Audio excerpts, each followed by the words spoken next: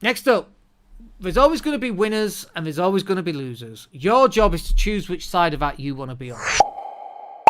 So I was watching on Twitter, and I was looking through people having a go at landlords. It's something I quite enjoy doing every so often because I'm interested in what are people thinking? Why are they thinking this particular thing? And then you get onto all the abuse as well. So landlords are parasites, we're a cancer, all that stuff is what gets talked about, which is really interesting, I always find. Imagine going up to someone and saying you're a parasite. Like, you'd never say that to someone's face. And by the way, if you did say that to my face, that would get quite interesting. So, but they never do that, of course, because the keyboard warriors hiding behind a keyboard. But what's interesting is they say things like, oh, you had no value. And it's like, oh, well, try telling that to a family with a roof above their head. And sure, some landlords are not great, but generally most landlords are fine. And according to Arla, I think it was, or the NLA, 82% of tenants are happy with their property. So there's always going to be bad elements like the police and the doctors and landlords and estate agents and butchers and plumbers and whatever else. But what side of that equation do you want to be on? This is the question for me. Do you want to hate Elon Musk and go, well, I detest Elon, and never put any money into stocks and shares? Like, that could be you if that's what you want to do. It's not a problem. But I'd rather be on the side that goes, you know what, I'm going to hang on to Elon's coattails.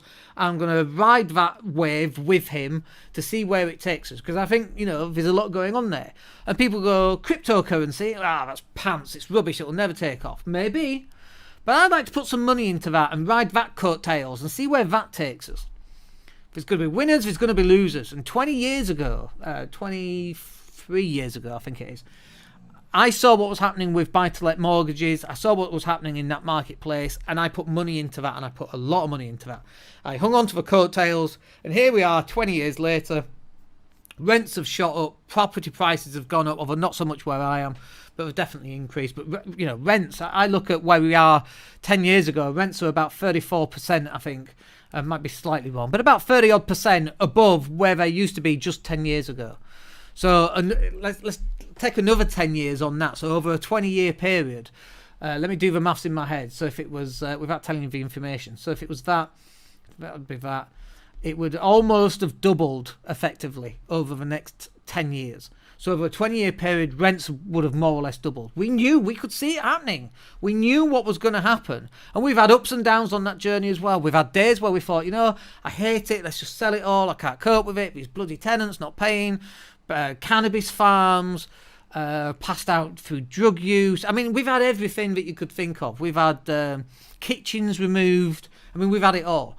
But, you know, through those ups and downs, we've kept on to it. And it's about this question, what side of this equation do you want to be on? Do you want to be on a winner's side? Do you want to be on a loser's side? It's really easy to say, oh, landlords are parasites. Really, really easy. But is that going to look after you and your family into your 60s, 70s, 80s and 90s and hundreds and 110s? Because that's how long we're going to live, folks. In the next 30 years, I'm not dying at 80. I'm dying at 100, 101, 110. And the average age right now, I think, is like 76 for men. Is it 83 for women or something? I don't know, 78 for women. I don't know what it is. But where do you think that's going to be in another 30 years? The average age will be 95. And the wealthier you are, and the better access to medical help, and the more money you can spend on self-care and self-management, the healthier you're going to be and the longer you're going to live. Like, that's not even controversial, I would say. I mean, the concept of being more wealthy and therefore being able to live long, that's controversial. But what side do you want to be on? Do you want to be wealthy and live longer, or do you want to be poor and live shorter? Well, I want to be wealthy and live longer. Great. Well, this is what you need to do. And grab hold of those coattails, put your money in, and ride the wave. That's exactly what you should be doing. There are always going to be winners and losers. In the HS2 debacle, there are winners and losers. There are people who are going to make a lot of money because HS2 is no longer going ahead up in the Leeds area. And one poor woman had to sell her, she called it her dream home. She had to sell her dream home to make way for HS2, which is no longer now going ahead. So they've taken a house, obviously, you know, not for free, they've paid her for it, but it was her dream home. It's where she wanted to live and die for the rest of her life. She was only in her 50s or something. Winners and losers. And for me, it's about, where do you need to be? Where do you need to position yourself so that you can win as often as you can? Not just as often, but where you're going to be to position yourself to win big. Cryptocurrency, where do you need to be? Have you got Bitcoin? Have you got SHIB? Have you got Ethereum? And people go, yeah, but what if it goes to zero? Fine, let it go to zero. First of all, I'll be buying more at zero. That's why it won't go to zero. Some do, by the way. We had Squid Game's token that went up and down like in a period of days. But something more mainstream like SHIB or Ethereum or Ripple or Bitcoin, that's not going to zero. I don't think it is. Not financial advice. Who on earth knows? I'd rather stick some money in that and ride the wave, grab onto the coattails and ride that wave and see where that's going. And maybe it does end up at zero. That's fine. It's money that we've worked hard for, that we've now generated an income from, that we can put into that. And actually, we're lucky because over the last 23 years, our income now comes from the properties that we rent out. That money is now making money. So I don't even generate that cash. The asset generates the cash. Whatever that asset happens to be, it could be a property, it could be stocks and shares, it could be an ISA, it could be investments we made into Tesla and then sold via an ISA.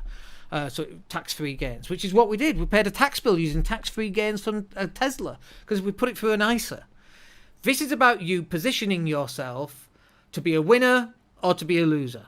If you eat Coca-Cola, donuts, pizza, chocolate every day, popcorn for the rest of your life, where do you think you're going to be? Do you think you're going to be a winner in the health stakes or a loser? It's obvious. You've got to pick a side. And sometimes picking a side is really hard. Don't get me wrong. I mean, you know, my health right now, I have moments where I'm riding it high and then moments where I'm like, oh, just give me the pizza, please, and donuts. Oh, donuts. Just let me have a bath in chocolate custard. Just give me all of it, you know? But is that going to put me on the side of being a winner or the side of being a loser when it comes to health? And the answer's obvious. It's obvious.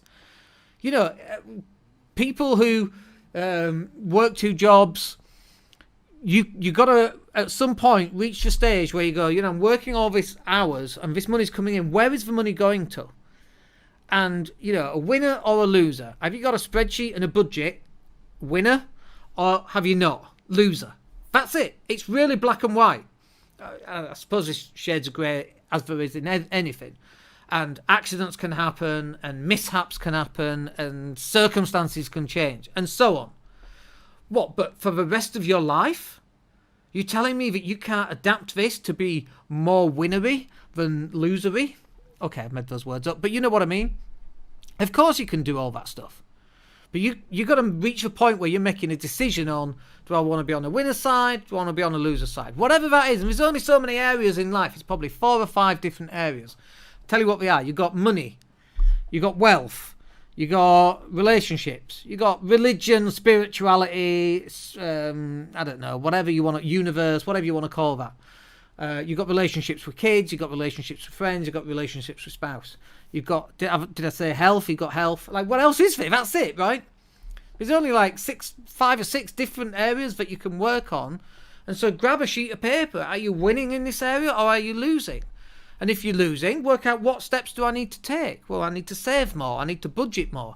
I need to eat, you know, out of 4 donuts every day that I eat, maybe if I cut that down to 1 and actually start tracking calories to see how many calories I'm actually eating. So if I'm eating 3,000 calories, can I drop that down to 2,500 calories? Doesn't have to be anything major.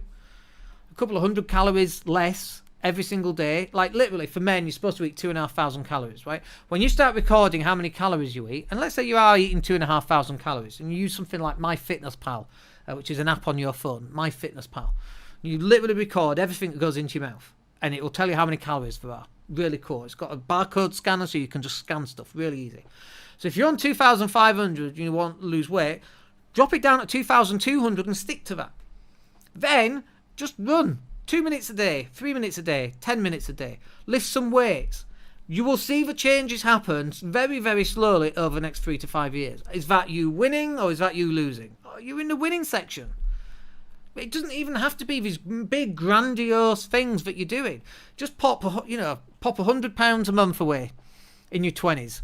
£200 a month away in your 30s, 300 in your 40s, 400 in your 50s, 500 into your 60s, up to the age of 65. You're going to be minted. You're going to be absolutely minted. You retire at 65, and not just surviving at 65, but you'll be living the life. You'll be travelling all over the place while you still can. these small changes over a long period of time will turn you into a winner or a loser. And it's up to you which one you actually want. Anyway, I hope that's useful for you in today's session. We'll catch up. We'll be live again tomorrow, and we'll catch up with you guys tomorrow. My name's Dan Latto. Take care.